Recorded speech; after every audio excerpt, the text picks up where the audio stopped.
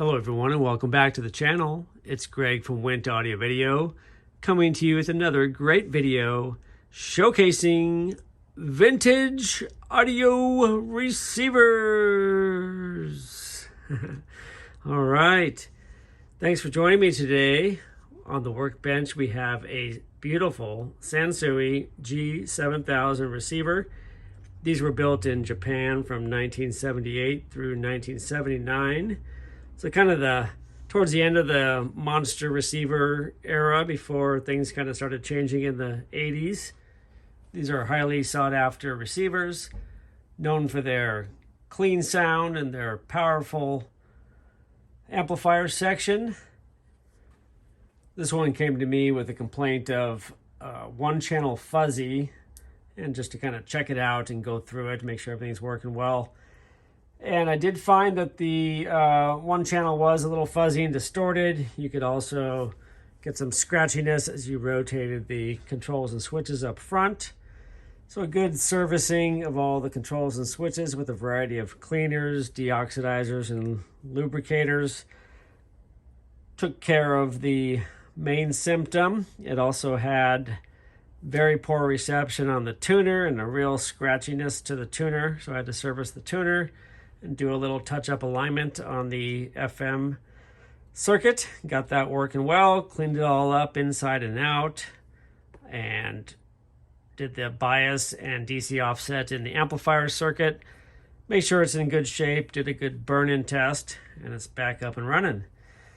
So I want to go through these front panel knobs and switches and dials and let you know what all that stuff means. So on the left, we've got our power switch up and down. We've got speakers A, speakers B. We'll leave it on A since I just have one pair of speakers hooked up. Over here, we've got subsonic and high filters. I usually like to leave those off. I find they sound better that way. Tone defeat or on. So if you want to use these controls, you have to make sure the tone control is, or tone button is on. And now you've got access to dialing in your bass and treble for your room and your speakers. Our volume, nice big feel, good feel to that volume knob. Balance right, left, and center. Nice little click in the center. Audio muting, so that'll mute the sound by 20 dB. I usually leave that off.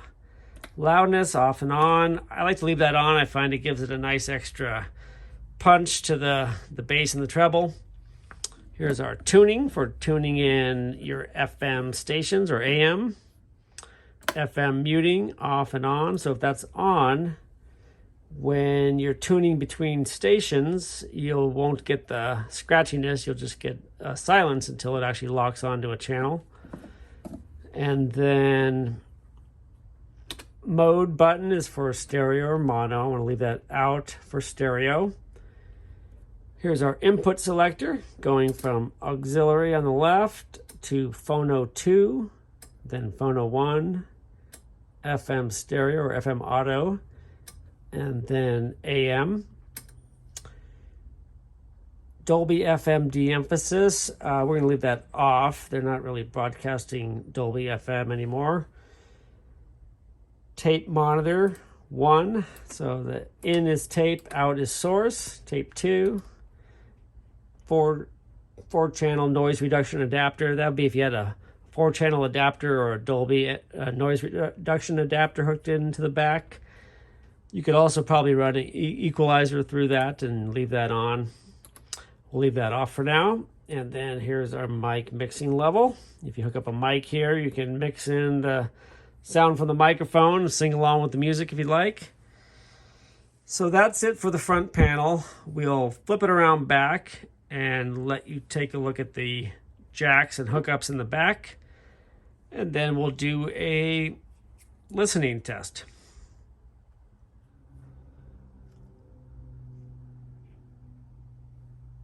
Okay, here's a look at the back of the Sansui G-7000 receiver.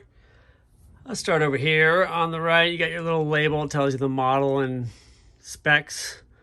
It also, by the way, has a internal 120, 220, or 110, 220 switch in case you're using it in a 220 market. Here in the US, we're using the 110 switch.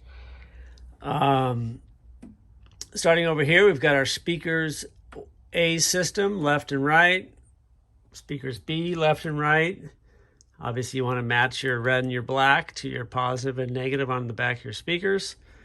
There's a unswitched outlet here and a switched outlet here. So a switched outlet will turn this outlet on when you power up the receiver. So you might hook that onto maybe a turntable that's manual, not an automatic turntable. That way it won't keep running.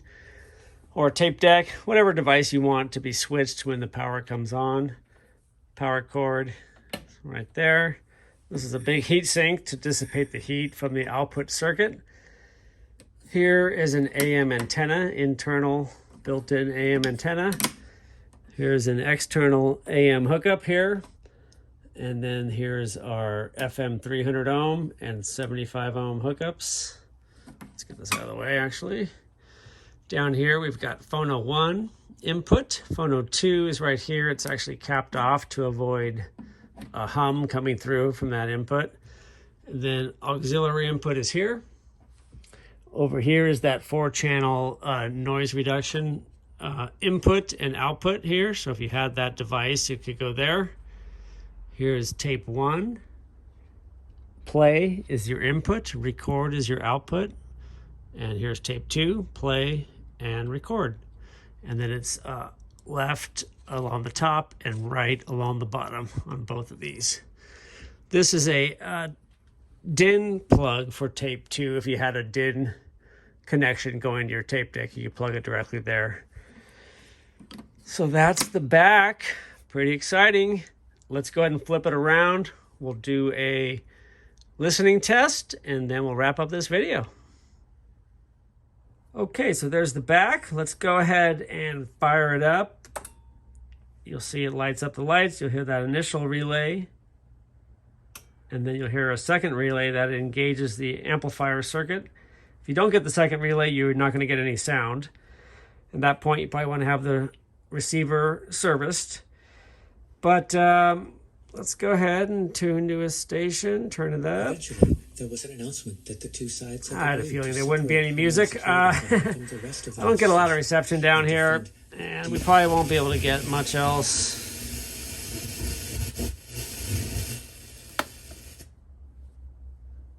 Oh, I was wrong. It's actually off is in, and on is muted. So I was wrong on the muting there. So if we have it in, you're going to hear the scratchiness. If we have it out, it will be muted between channels. So First flight. Welcome to more commercials. Okay, well,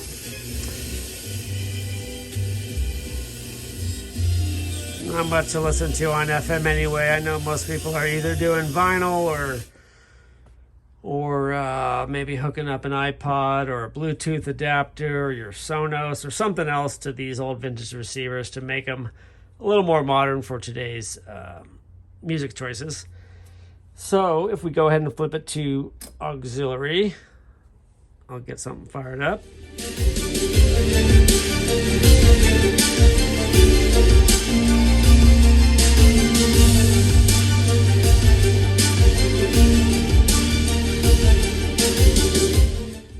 Kind of odd. Let's try something else.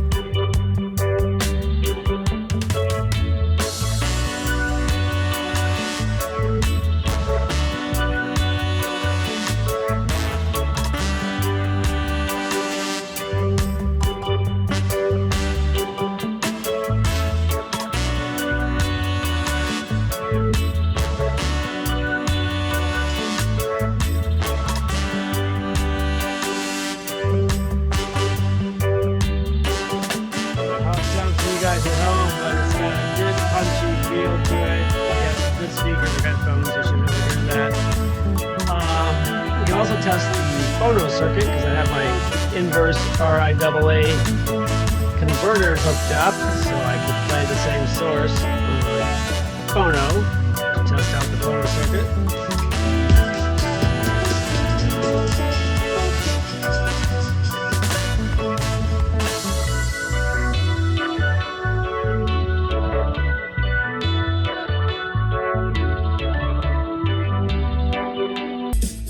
We don't have to pull out a turntable just to make sure the phono circuit's working.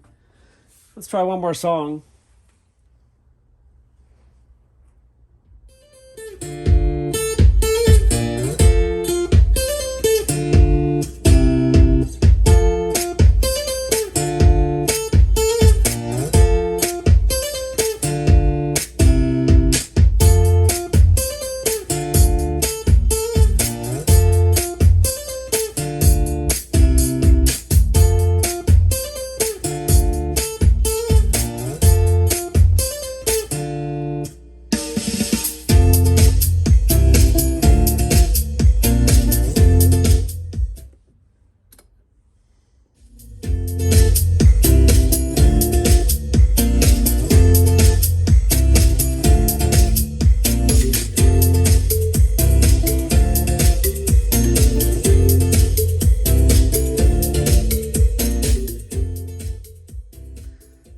Well, there you have it, the Sansui G-7000 receiver. Fantastic receiver. Would love to have one in my own collection, but I'm getting greedy. I've got way too many things already. But this one's ready to go back to its customer. He's going to be excited to have it back. I've had it for way too long, and I do apologize. Hope you enjoyed this video. If you have any comments, please leave them down below. If you like it, I'd appreciate a thumbs up. And if you'd like to subscribe, we'd appreciate that too. We're always looking to grow our channel. Share it with your friends. Thank you for joining me. Hope everyone is doing well, and we'll see you in the next video. Bye now.